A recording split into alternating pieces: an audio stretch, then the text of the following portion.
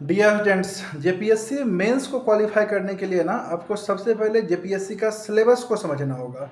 और अगर आप सिलेबस को अच्छे तरीके से एनालाइज कर लिए ना तो आप समझ लीजिए कि जितना भी इम्पोर्टेंट टॉपिक है ना, वहीं से क्वेश्चंस हर एक बार आता है। समझ गए? तो सबसे पहले जो मेरा एडवाइस रहता है ना वो ये है कि सबसे हॉट टॉपिक को आप पढ़िए। समझ गए ना? क्योंकि मेजोरिटी ऑफ 80% जो है ना, जो जो क्वेश्चंस आता है एग्जाम में वो हॉट टॉपिक्स से आता है। समझ गए? और हॉट टॉपिक्स का जो है ना नंबर बहुत ही कम है और ये आपको एनालाइज करके सबसे पहले पढ़ लेना चाहिए। आपको पता होगा कि 6 जेपीएससी में टॉप 75 क्वेश्चंस आया था, फिर टॉप 81 क्वेश्चंस आया था और आप लोग देख पा रहे होंगे कि वहाँ से मेजोरिटी ऑफ क्वेश्चन जो है सो आपका आ गया। तो सबसे पहले तो आपको टॉपिक को पकड़ना होगा। टॉपिक को अगर आप पकड़ लीजिएगा ना, है ना, और उसमें भी हॉट टॉपिक को सबसे टॉप वाला टॉपिक को सबसे पहले पढ़िए, उसके बाद जस्ट उससे लो लेवल का टॉपिक पढ़िए और सबसे लो लेवल का तो बाद में, है ना, जहाँ से आने का प्रोबेबिलिटी सबसे कम होता है।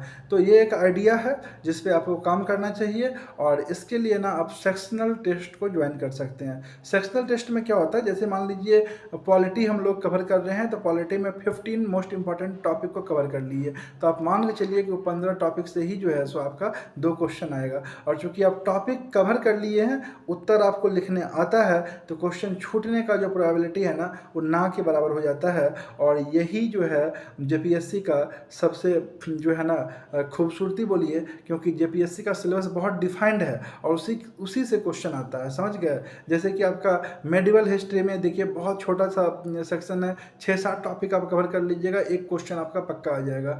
समझ गए? उसी तरह से जो है सो आप देखिएगा एंशियंट में रटा रटा टॉपिक से आ रहा है क्वेश्चन, है ना, फिजिक्स में, बायोलॉजी में, समझ गया ना, एग्रीकल्चर में, साइंस एंड टेक में। तो बहुत सारा सेक्शन ऐसा है जो कि फिक्स्ड है, आपको बस उसको समझना है और उसी के अकॉर्डिंग जो है सो आप अगर आप काम कीजिएगा, है ना, हर एक टॉपिक से हॉट टॉपिक्स को अगर कलेक्ट कीजिएगा और उसको जो है सो आप सबसे पहले अच्छे से कवर कीजिएगा तो सिलेक्शन लेना आसान हो जाएगा।